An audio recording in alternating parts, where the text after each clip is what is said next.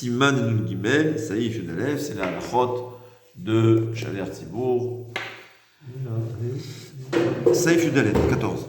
Souma, Yored Lifna Ateva. Quelqu'un d'aveugle, il peut oui être Hazan. Il peut être Hazan. Ou Bilvad, Shalo Yikra Torah. Mais il ne pourra pas lire la Torah. Évidemment, pourquoi? On n'a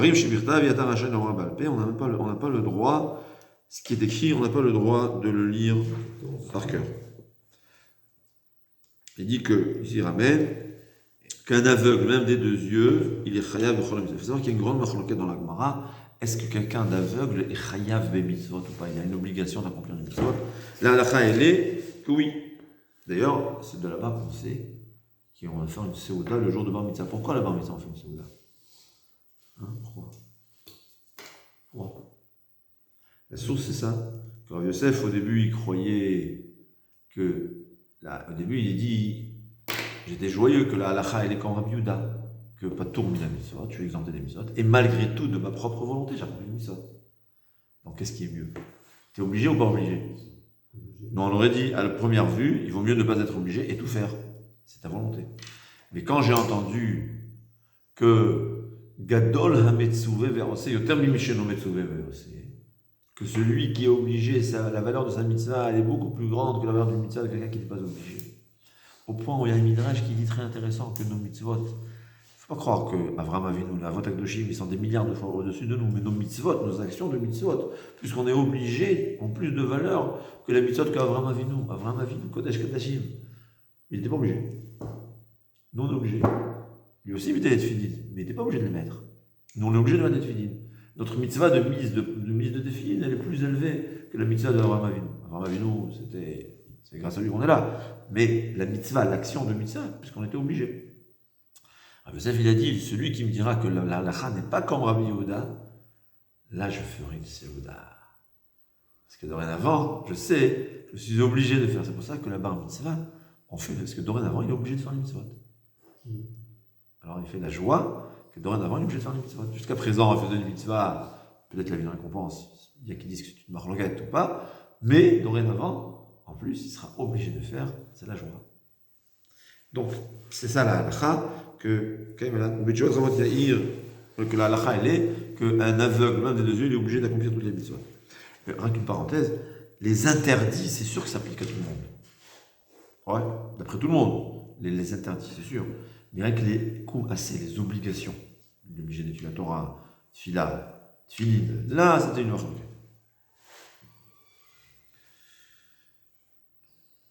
Il dit comme ça, hein, très intéressant, que dans les Yamim Noraim, il vaut mieux que quelqu'un qui n'est pas aveugle,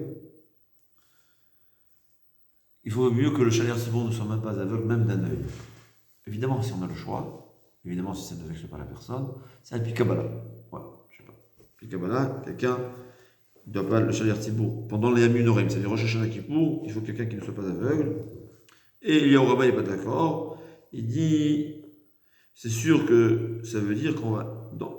Sur le Mishnah, il dit plus c'est une marloquette, il ne vaut mieux pas nommer quelqu'un d'aveugle, même d'un œil, Shaler Tzibour Yamim Noraim, mais c'est évident que s'il est déjà, on n'a pas le droit de le retirer. Ouais. C'est-à-dire qu'il a perdu un œil pendant. Ouais. Un sourd, bien des fois il a un âge où il n'entend plus, il vaut mieux qu'il ne soit pas. Il vaut mieux qu'il ne soit pas. Khatrila, Shaler Tzibour, parce que ça s'appelle Kara Velo Ishmila. La halakha, elle est comme ça. Si on lit sans entendre, c'est quand même Bedi Avad et Tzaïd Echova. Mais les Khatrila, il vaut mieux entendre ce qu'on dit. Ouais. Non, je sais bien, c'est avec Kolram. Mais c'est a priori. Bon. Tedvav. Shaler Tzibour Kavua, il y aurait le final Teva, mais à ce moment, vous voulez un petit chien roulant. On verra, au fait, moi j'aurais commencé, tu vois. On aurait pu dire Saïf Tetzaïn, on verra. Mais il dit, celui qui a été nommé Shaler Tzibour, on n'a pas besoin de lui dire monte. Il peut monter de sa propre initiative, ça ne manque pas, c'est pas un manque de politesse. Ouais. C'est une mitmanal, qu'il a été nommé. Saïf Tetzaïn, 16.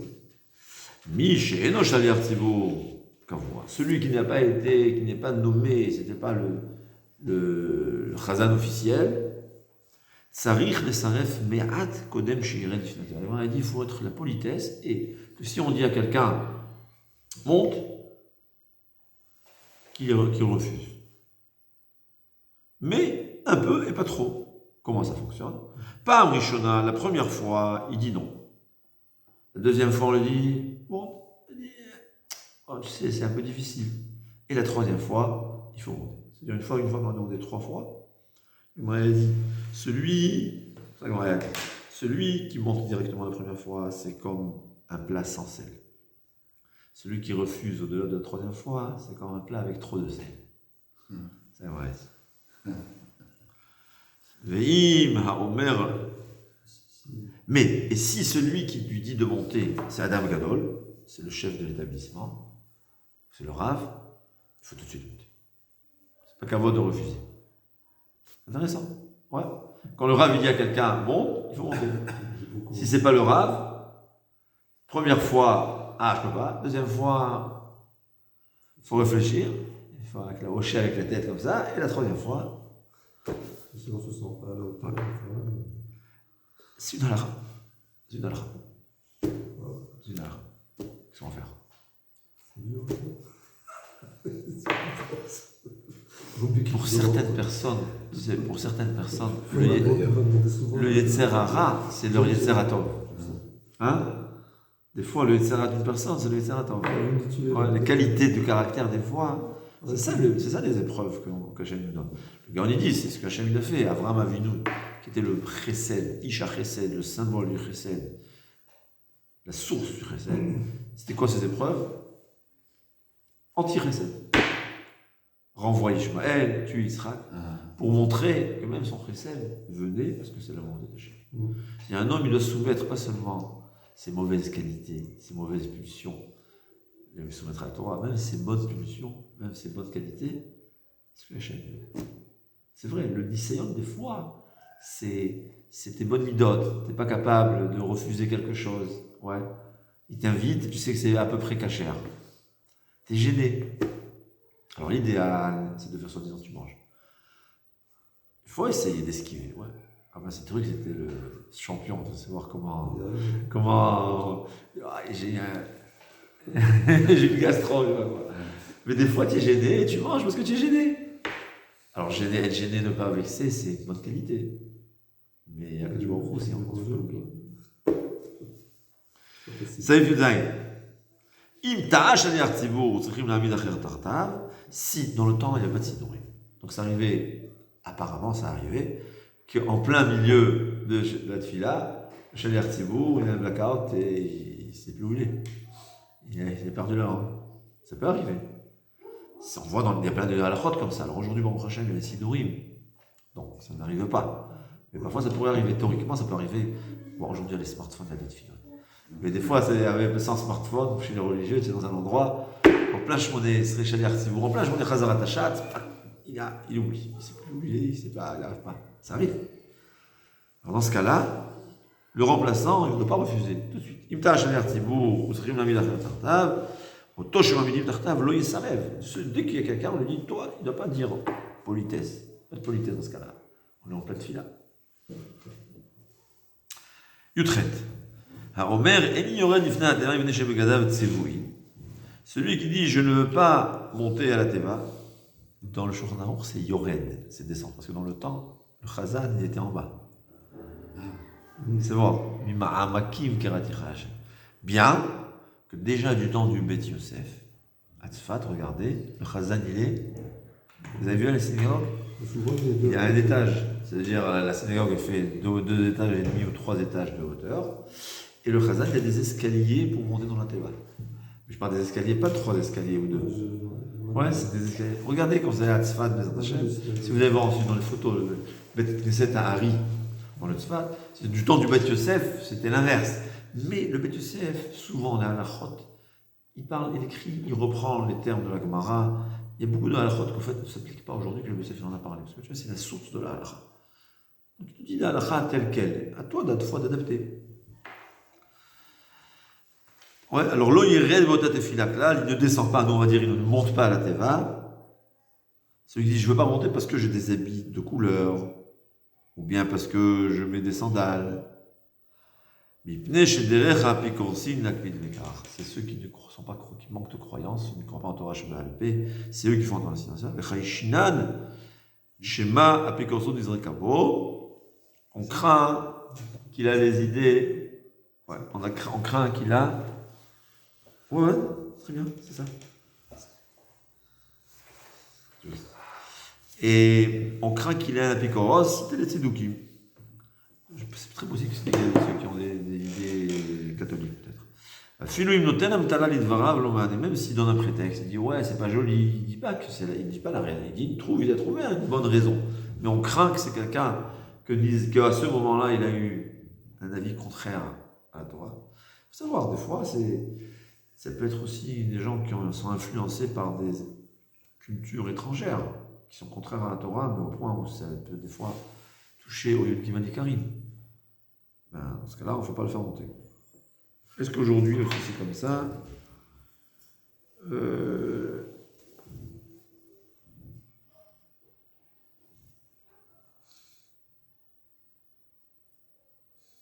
Bon, apparemment oui aujourd'hui, je ne sais pas.